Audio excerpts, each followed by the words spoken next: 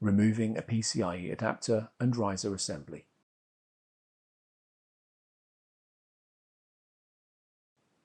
Remove the top cover. Unfasten the screw that secures the riser assembly. Hold the edges of the riser assembly and carefully lift it out of the chassis.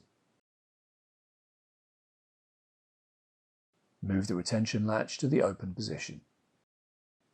Hold the edges of the PCIe adapter and carefully pull it out of the PCIe slot. Remove the riser card. Unfasten the screws that secure the riser card.